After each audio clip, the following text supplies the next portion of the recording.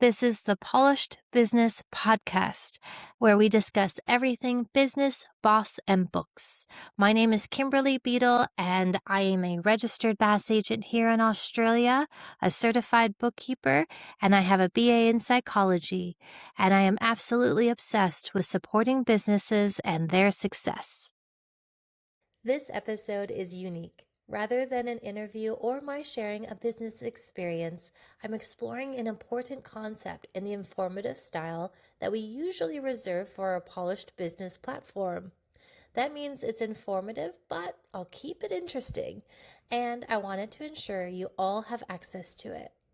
Payday Super, understanding the intricacies, is extremely important for not only business owners, but anyone that's leading employees. Payday Super is effective from 1st of July 2026, and it's applicable to every single business that has employees. There's two major changes. Superannuation is due the same day that your payroll is due, but we're going to go into detail about what that means exactly. As well as there used to be the ATO Small Business Superannuation Clearinghouse. Yeah, that was a mouthful. That is closed. As of 30 June 2026, no one can access it.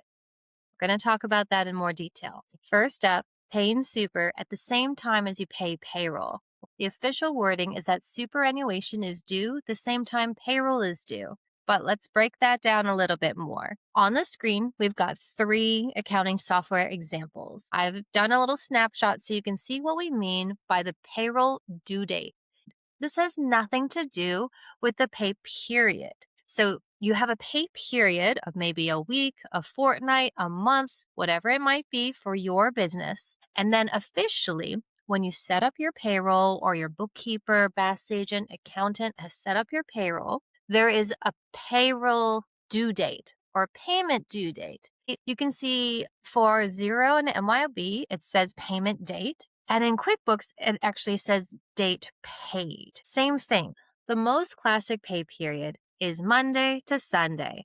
And then you choose what day you're going to have your payment processed, paid, leaving your bank account. It's usually either the following Monday, Tuesday, Wednesday. What the rules say is whatever your payroll period is, the end date, most awards require you to pay the payroll within 1 to 7 days after that pay run end date. So that means often having a couple days wiggle room after a pay period has ended is almost always best to ensure you've got all the timesheet data correct, to verify with admin and employers what sort of leave was taken. Was somebody's leave marked down as annual leave or RDO or time in lieu or sick leave or compassionate leave?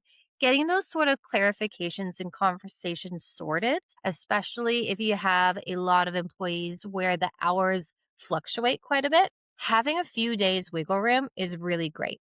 We have seen a lot of businesses where they'll end up thinking that they have to do a pay period where they pay on the last day of the pay period.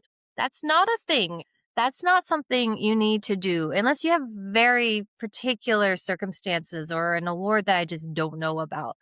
But from everything I've experienced and the research I've done at the time of this recording, you have between 1 and 7 days of the end of the pay period to pay people. But it's okay if you're confused by that, because like I said, we've seen that a lot. That means if your pay period ends on a Friday and you've been trying to pay people on that Friday, you can change that.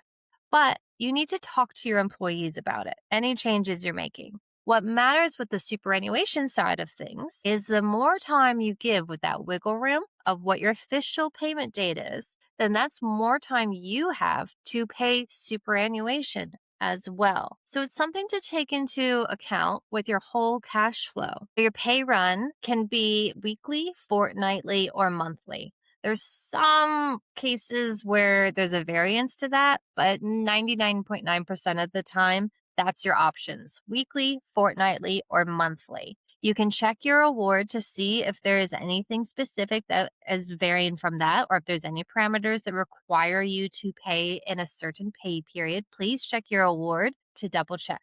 If you're not sure how, go to the FairWork Ombudsman website or give them a call and they'll let you know. And if you're currently paying in one kind of a cycle, but you would like to change that, you can, but you have to give the team ample notice. FairWork has a bit of a gray area about what ample notice translates to. I would say between 4 to 6 weeks minimum. The more notice you can give, the better. And that doesn't mean you just say it in passing or at a quick coffee meetup. That means putting it in writing, doing a formal letter to every single employee, having them sign it in acknowledgement that they understand, having the door open for feedback if you need to have any conversations about the process. The most common question is, okay, well, what happens during that limbo space when we go from one cycle to the other? They're used to being paid on a particular time period, but they have to wait. What some people end up doing is giving a loan that they then deduct from that next pay period in order to help that employee get sorted and situated. Employees have a lot of direct debits, so the rent that is due, car payments, school payments, lots of different things they need to make sure that they're paying on time. So you have to give them the ample notice because it's a nice thing to do, but because they also need to be able to function with their lives. So if you can do anything to make that process easier, great. Just be open to conversations. Make sure if anyone seems they're quiet or stressing about something, make sure they know they can talk to you about that. And whatever period you decide to choose for your pay run period, it just has to make sense to you and your team. Please don't think you need to copy what your best friend does or what parents told you to do or your colleague even. Whatever's going to work best for you and your team, that's what you should be using. It absolutely must be paid by the pay date of your payroll. What it's saying is you need to hit that approve, submitted, whatever the button is in your accounting software or your superannuation clearinghouse that confirms, yes, they can direct debit it from your bank account. You need to hit that button, be done with your side of things by or on the official pay run pay date. What if you're a director that's on payroll and maybe you're the only employee and you've been looking at your drawings and you process a pay run based on whatever your drawings are for a particular period, and then you pay the super whenever the quarterly super has been due, and it fluctuates and it's different and it's this and that. Well, talk to your accountant on what's best for you. This is extremely general advice. The pay run that you're probably going to be most comfortable with is a monthly one where you can understand what drawings or hours you've put in or whatever you use to deduce what your payroll has been for that last month period. And do a pay run that's applicable. Ensure that you're paid completely whatever that amount is going to be by the official pay date, and that your super is paid by that official pay date too.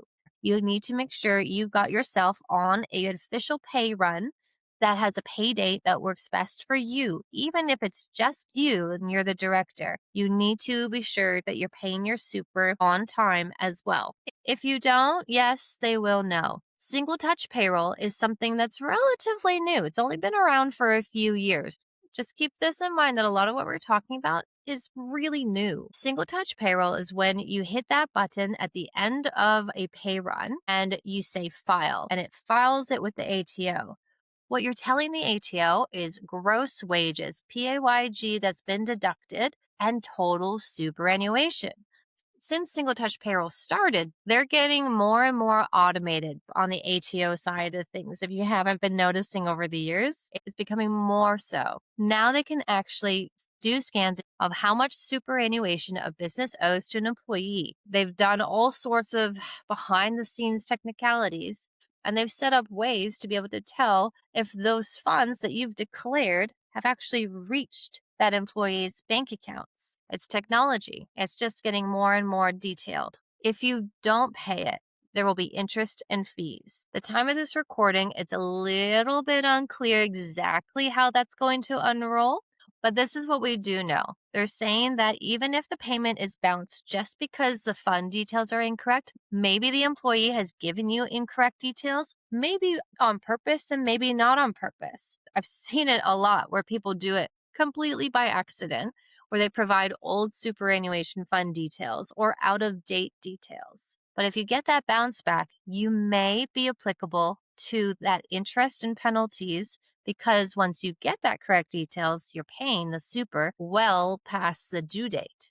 Currently, at the time of this recording, if there's superannuation that's been unpaid, then the employer has to pay 10% interest annually on whatever the amount is that's unpaid. That interest goes to the employee because, in theory, it's the interest they've missed out on if it was in their superannuation fund bank account. Now, to the ATO, they get a $20 admin fee per person per quarter of late super, and paid to the ATO is up to 200% of the value of the late payment. Yeah. So you may have underpaid by $1,000. You could have $2,000 of late payment fees applicable to the ATO. Now, before that completely freaks you out, let me just say, from what we've seen when we do help our clients put in their superannuation guarantee charge statements to announce old unpaid super, we've seen it a wide range. We've seen it between 9 and 35% of what has been the underpaid amount. It's a bit of a case-by-case situation. I do think this is going to change a little bit once we figure out how they're going to be tracking the overdue amounts. So we're going to need more time to see how it unfolds, but that's pretty reasonable to be expecting very similar to those lines. Now, let's say you process a pay run and you find out a week later that the employee says, "Oh, I forgot to lodge my hours for XYZ," whatever the problem is, especially if it wasn't your fault. Get an email record back and forth of what's happened. Even if they've talked to you face to face, say, "Okay, no worries, we'll take care of that. I'll process a pay run today, special just for you, but send me an email saying what you just told me." You need that paper trail if there's going to be any conversation about getting away from any late fees. Then you're going to lodge an unscheduled pay run on the applicable pay period dates of whatever has been underpaid. And you process that. And then you just need to be able to show that, hey, I got quickly on top of it. I've avoided it whenever possible. I've created these systems. This is the circumstances that we had for this particular situation. And we should be okay, but I have to say should, because we're still waiting to see how the ATO officially feels about these kind of situations. Set a pay run pay date that works for you. Set up a clear system of how you're going to capture your employees' hours. Timesheets are available in almost all accounting softwares, and you can almost always set it up for the employee to enter their hours, and you approve them. It can definitely expedite your timesheet records. Also, having a clear system of capturing people's payroll details, their entire name, their address, their tax file number, and their superannuation details. Correct details. Accounting softwares right now, I think all of them will very soon, if not already, are implementing ways to be able to tell immediately if the superannuation details you type in and save are correct. Because, like I said before, sometimes employees don't know their superannuation details correctly. And that could be maybe that super fund was sold to another super fund and they changed the ABN. We see that so many times. Or the USI maybe has changed for whatever reason. Maybe even their membership number has changed for some reason. Maybe they've changed their name and they haven't updated on the superannuation fund, or they have updated it, but they didn't update it somewhere else. There's plenty of things that could happen. Make sure you do everything you can to collect the correct details for every employee and check in with your employees. Make sure they know to tell you if their details change. If there are going to be any issues, your accounting software or your clearinghouse usually emails you. Sometimes it's a text as well, sometimes even a phone call. Make sure you have your correct details plugged in to your clearinghouse so they know how to let you know immediately if there's an issue that you need to update. Technically, there's 7 days from their pay run end date to when you have to have those funds reach your employee's bank account. Please don't go running up and say, "Oh, I don't have to pay by the pay run pay date. I've got 7 days." No, still please pay on that pay run pay date or earlier if you can. Because have a look at this timeline. You process a pay run, you need to approve it. Then your bank account's got to get debited. Then the software is going to send those figures to your superannuation fund. And then that superannuation fund has to show that it's received those funds. That's a lot of systems that need to talk to each other. It will take a few days. So if you process it on day 7, there's no chance of it showing up into your employees' bank accounts on that same day. You will be late. Do whatever you need to do on your side. If it's clicking lodge, submit, pay now, whatever authorization, or making sure any automations are in place, make sure that they're working and they're correct and that they happen on or before the payroll pay date. If there is any issues at any time, you'll probably get an email or some sort of notification about it. Pay attention to those emails or the little icons that pop up warnings. Act on them immediately. We've seen some accounting software will just pop up and say, hey, we happen to know that this big superannuation fund has changed some of its details, and our system can see that you have at least one employee that has that kind of superannuation fund. You might want to check if their details are correct. Sometimes those kind of things come through, but not always. Check those kind of messages. Don't just see an email from your accounting software and say, no, I'm not going to, And make sure they're not going to your spam. Make sure they're not going to an email address you don't check. You need to act on those kind of emails immediately. The other side of things is the ATO Small Business Superannuation Clearinghouse. You would download a PDF of the final lodgement and have record of that already. Just going to also mention that the June quarter, the superannuation that's accrued between April and June, if you usually pay your superannuation quarterly, is still due the 28th of July. And then all July pay runs from the 1st of July 2026 onwards needs to ensure that the superannuation accrued on those pay runs is paid by the pay run pay date. In theory, you might pay several weeks of the super accrued in July before you even pay the April-June quarter super that's due the 28th of July. Have a look at your cash flow and make sure you can manage all of that. Most accounting softwares have a superannuation clearinghouse built in. Absolutely zero QuickBooks and MYOB. Fairly easy to set up. You can use a superannuation fund. There's an employer super excess for most major superannuation funds where they'll have a clearinghouse that you can use. Not all of them do, but a lot of them do.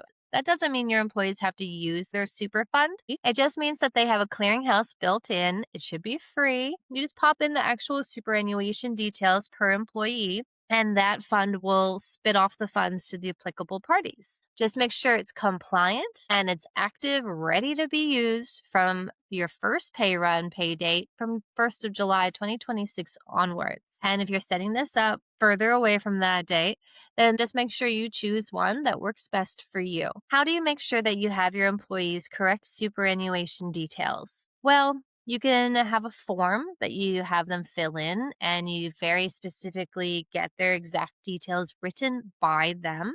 That's the bare minimum. Software onboarding these days, for example, with Xero, you can click a button when you first go to set up a new employee that says, do you want us to onboard the employee directly with them? And the employee then gets a link where they're prompted to put in their full name, their email address, superannuation details, tax file number, and a bunch of other things. Super helpful.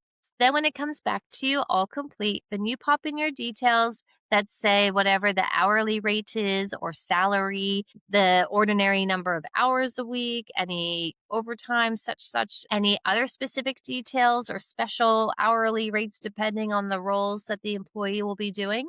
You pop all that in once you got those base details sorted. Another way to check superannuation details is through the online services for business employee super accounts area. So this is a screenshot that's actually from our Bass Agent profile because I couldn't find one that looked good for somebody that's just a business owner logging into their online services for business. Yours might look slightly different to this. I think it might say employees and then superannuation. Superannuation is under that drop down. But it's going to ask you for the employee's name, address, date of birth, tax file number, and usually that's it. I think, yeah. And then you pop in these details and click a button and you wait about a minute, sometimes a second, and it comes back saying, yep, here's the stapled fund details. A stapled fund is the ATO thinks that employee's superannuation details are. It'll be the last fund that the employee received money into. I've had instances where the employee had no idea what their super fund was because a previous employer set up that super fund and they just didn't have clear communication about what those details were. So they went off and ended up getting a job by my client.